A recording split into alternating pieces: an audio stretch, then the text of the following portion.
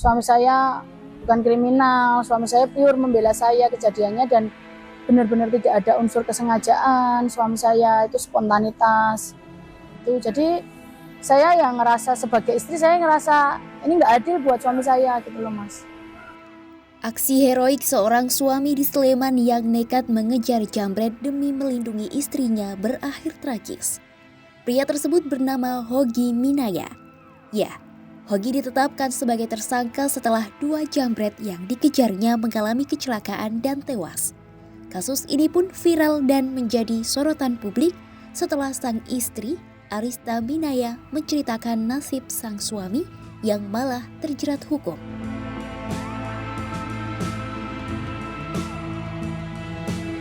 Kisah ini bermula pada 26 April 2025.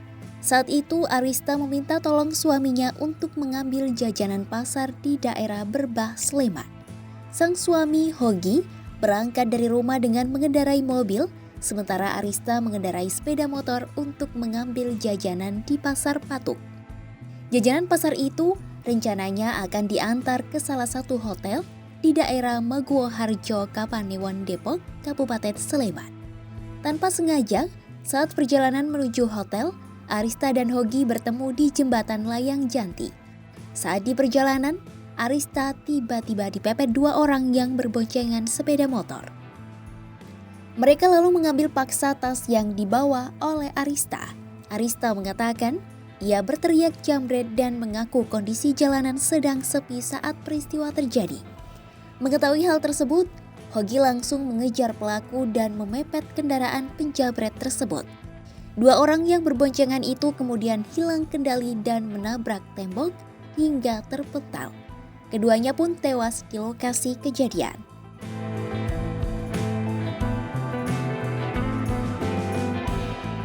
Dalam proses hukum yang berjalan, kasus penjambretan dianggap gugur demi hukum sebab kedua pelaku meninggal dunia. Sementara peristiwa kecelakaan lalu lintas prosesnya masih terus berjalan. Sekitar 2 hingga 3 bulan setelah kejadian, Hogi ditetapkan sebagai tersangka. Arista mengaku sang suami sempat akan ditahan, namun dirinya memohon agar dilakukan penangguhan penahanan. Hogi akhirnya berstatus tahanan luar dengan mengenakan gelang GPS.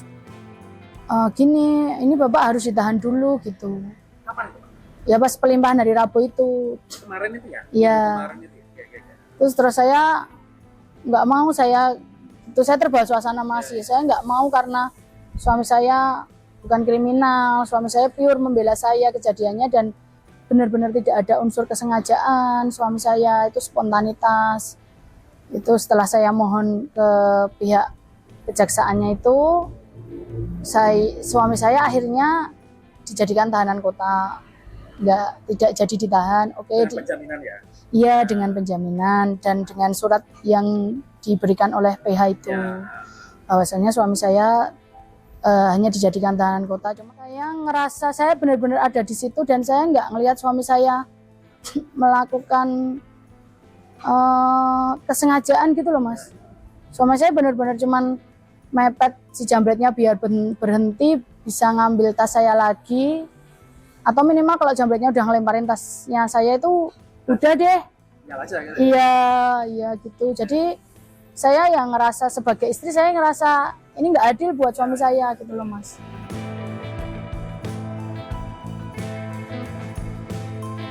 Kasat Lantas Polresta Sleman AKP Mulyanto mengungkapkan, dalam memutuskan status hukum Hogi, jajaran kepolisian tidak hanya meminta keterangan dari yang bersangkutan. Mulyanto mengatakan, pihaknya turut meminta keterangan saksi, ahli, hingga melakukan gelar perkara. Ia menuturkan, unsur-unsur untuk menyematkan status tersangka kepada Hogi sudah terpenuhi. Mulyanto menegaskan, dalam kasus ini, polisi tidak memihak siapapun.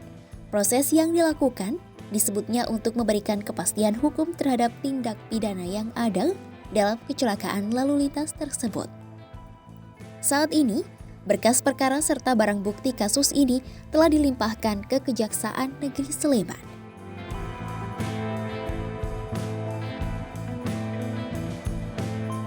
Kasus ini menuai sorotan luas dari Kompolnas hingga pakar.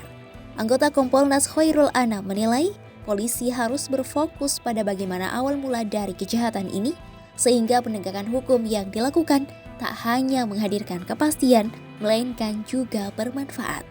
Kasus korban kejahatan yang justru dijadikan sebagai tersangka memang bukan kali pertama terjadi. Dari itu, menurut Anas, kasus-kasus serupa semestinya menjadi pengingat agar polisi melihat sebuah kejadian dengan komprehensif. Sementara, pakar hukum pidana Universitas Gajah Mada Markus Priyo Gunarto menilai, kasus yang terjadi harus dilihat secara utuh apakah pembelaan korban sebanding dengan datangnya serangan. Jika pembelaan diri yang dilakukan melampaui dari datangnya serangan, maka bisa dipidana. Namun menurut Markus, pembelaan diri yang melampaui batas juga bisa tidak dipidana jika dikarenakan faktor kegoncangan jiwa akibat adanya serangan. Menurutnya, dalam kasus ini harus dilihat peristiwanya bagaimana yang bersangkutan melakukan pembelaan diri.